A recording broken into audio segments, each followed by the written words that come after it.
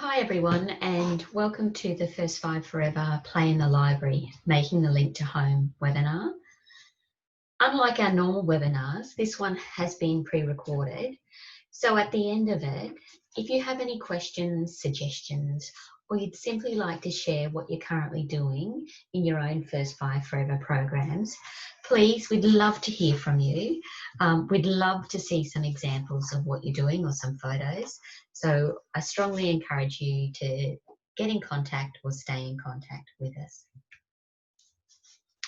Now, before we start, I'd like to acknowledge the traditional owners of this land and pay respects to their ancestors who came before them. The location of the State Library of Queensland on Kurilpa Point was historically a significant meeting, gathering and sharing place for Aboriginal people, and we proudly continue that tradition here today.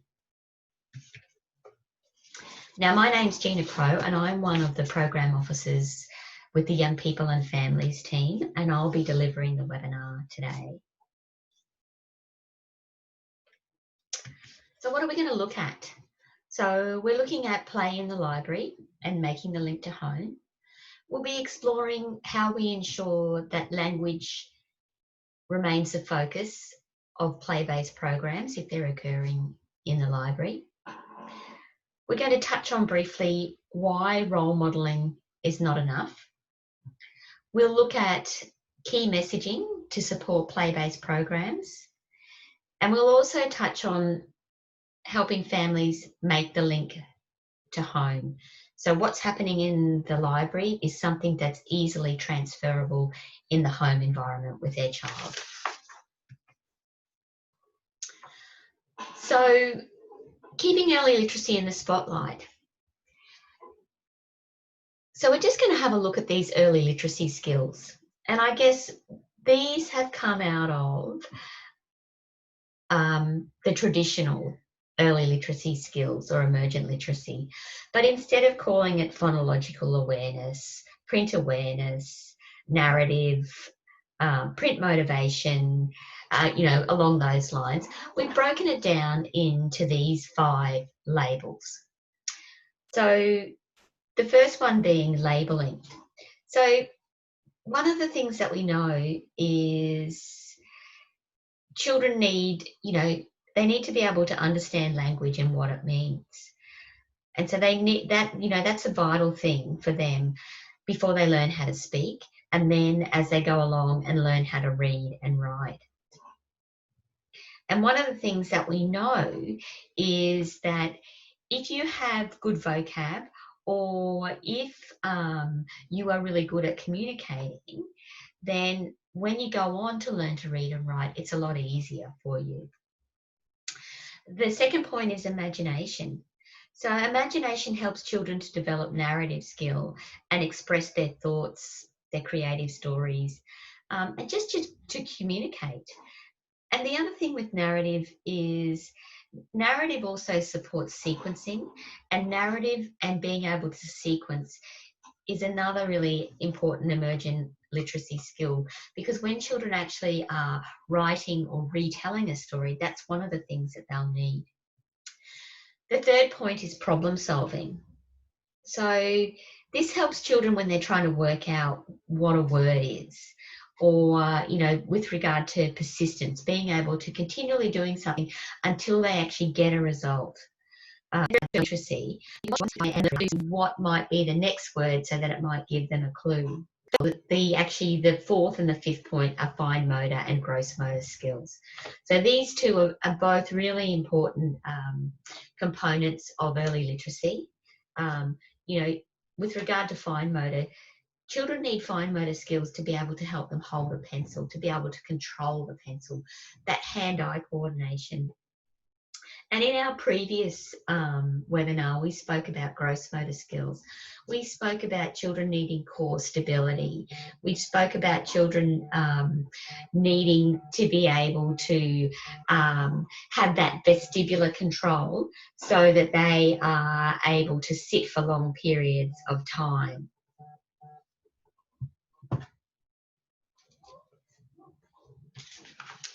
So what we've done here is I have picked a couple of the resources that are part of the community literacy program, and I've just broken them down into the labelling, the imagination, the problem solving, the fine motor, the gross motor. So these are just some play ideas. You know, if these things were put out with regard to labelling, you know, these ones here are magnetic. So there'd be a great opportunity to talk about how they work, to name the colours, to identify the shapes. With regard to imagination, what are there's endless possibilities about what could be done with them. How could they be used? You know, and that could be a provocation for the children that are participating in the program. And then for the problem solving, like if they have this idea of what they want to achieve, how are they going to get there? What's going to be the process for them to get there? We've got fine motor, so lots of manipulation with these types of toys, lots of hand-eye coordination. And then, you know, depending on what you were building, would be how you might incorporate some gross motor into it.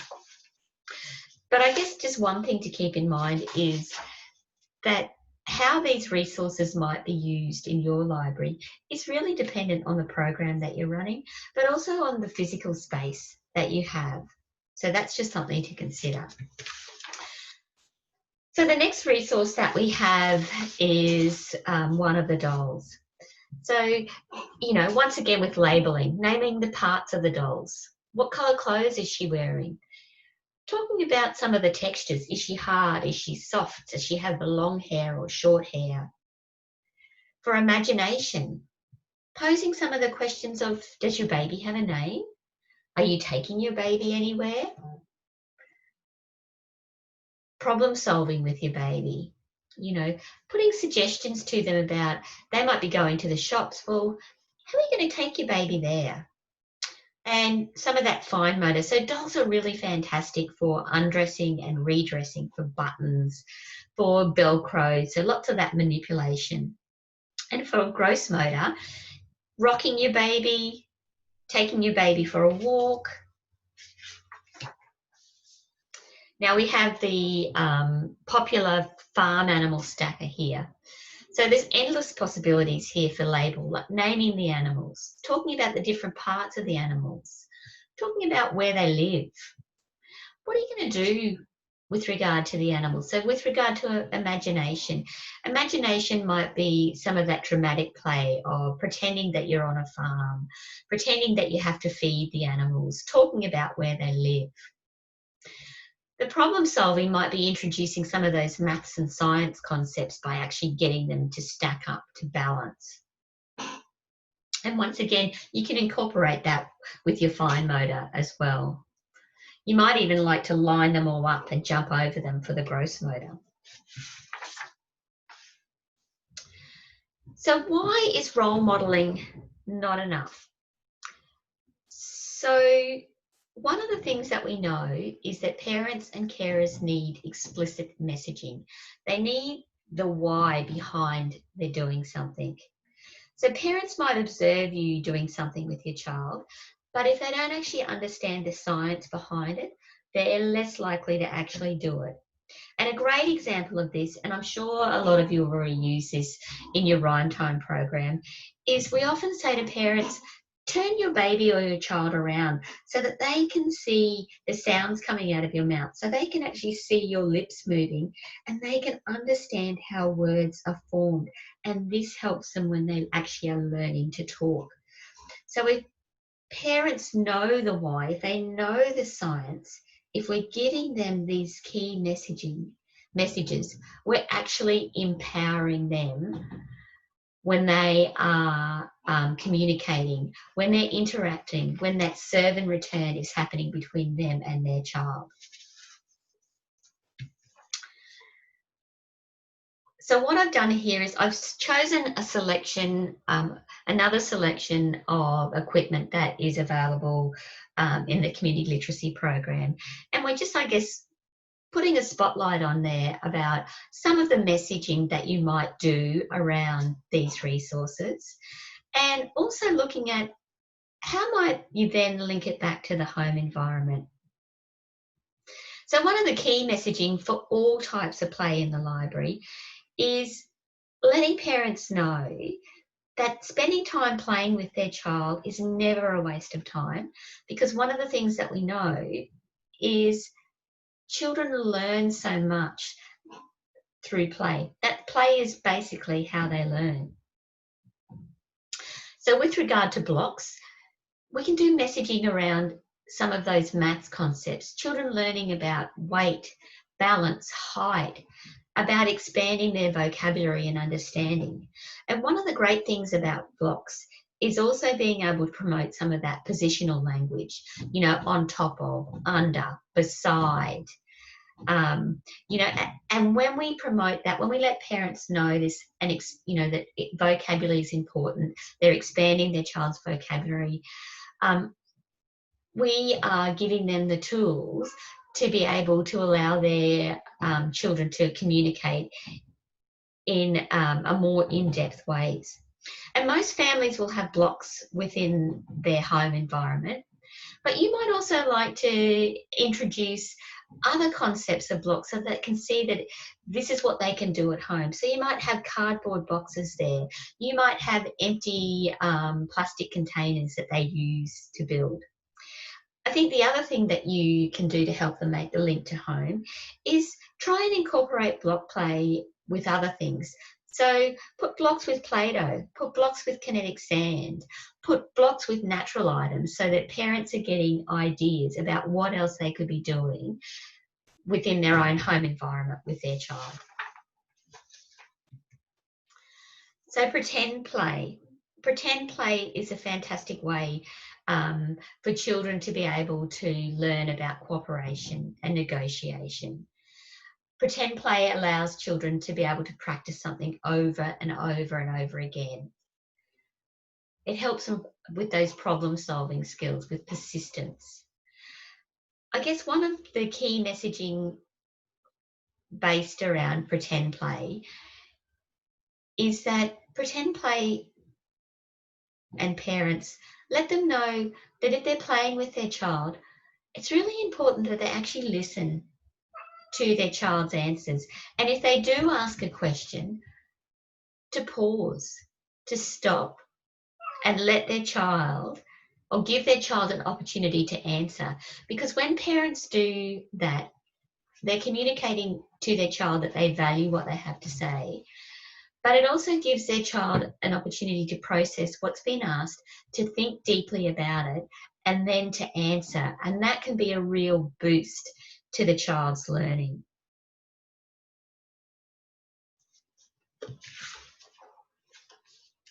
Now, sorry, I just missed with pretend play as well. As a way of linking that back to the home environment, think about things like that in the way of, you've got lots of different community literacy program resources there, but maybe introduce some old clothes or some simple scarves, something that is simple that parents can see. Oh, this is something that I could do in the home environment. This is something that I could do with my child at home. It's not just something that happens in the library. Now, I'm sure all of you have lots of key messaging around music and language play. That's our bread and butter when we're doing our programming, our rhyme time and our story time session.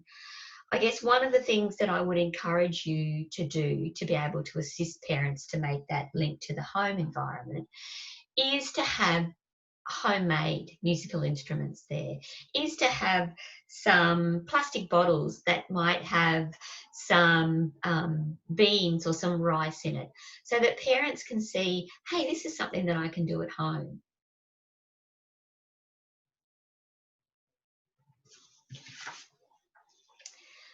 Now, in previous webinars, we've spoken about the importance of physical play for early literacy skills. So, we've spoken about children need good physical skills to be able to sit still, to be able to concentrate, to be able to regulate and control their emotions. And this is really important information to be able to share with parents. I guess Also give parents permission to narrate, to talk about what they're doing with their child. You know, now we're going for a run, now we're doing this. And it's just, I guess, reinforcing that key messaging of the more that you talk with your child, the more you're expanding their own vocabulary, their own language. Now, not all libraries will be able to offer physical play activities. It really depends on your space.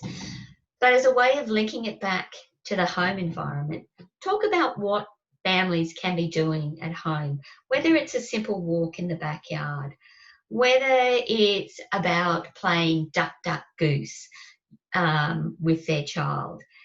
I guess let them know that there's lots of physical play, and it might be fine motor, it might be gross motor, but there's lots of physical play that an adult or a carer can be doing with their own child in the home environment.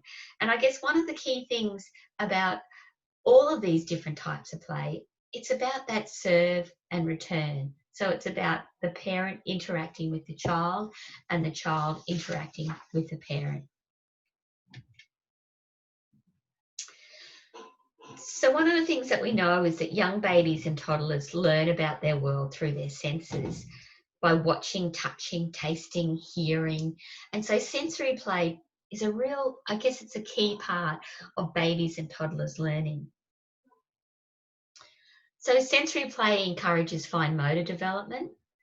It encourages vocab. You know, you can role model talking about the textures of things, but also give that key messaging to the parents about when we describe things, then we're actually increasing a child's vocabulary.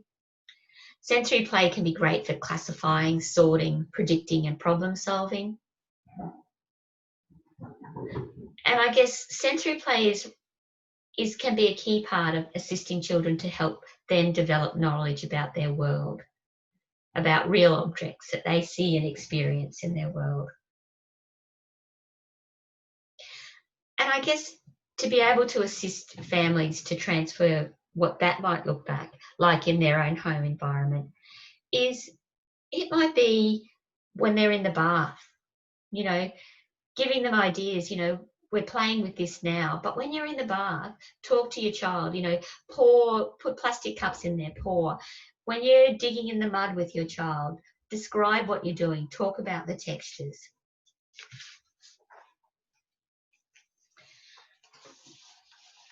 So how do we ensure that we're making the link to home? Well, I guess we focus on those early literacy concepts. We focus on labelling, we focus on imagination, we focus on problem solving, fine motor skills and gross motor skills. And we use those concepts, those skill sets to plan our session. We use them to be able to think about what are appropriate resources, so play-based resources, whether they're things from the community literacy program or whether they're homemade ones that we're using to be able to demonstrate to the families. We then plan and practice our messages around that. We need to think about, we need to be comfortable with the messages that we're delivering. Our messages need to be authentic, so practice them. And I guess the other thing is reflect and review your program. So think about what worked. Did I get the outcomes that I want? Did I convey that this is something that's easily done at home?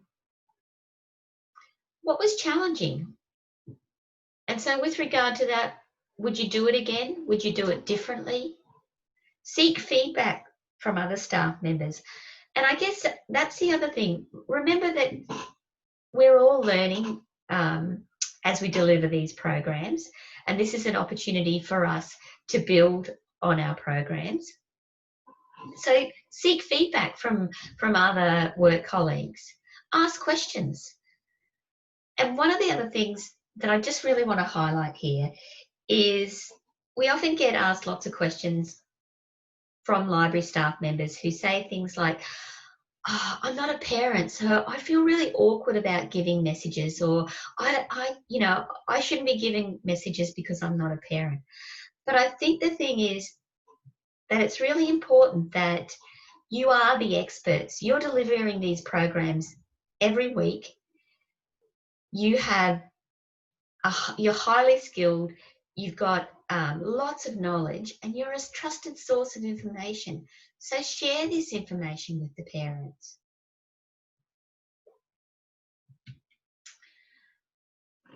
Thank you so much for joining the webinar today, taking the time to listen to it.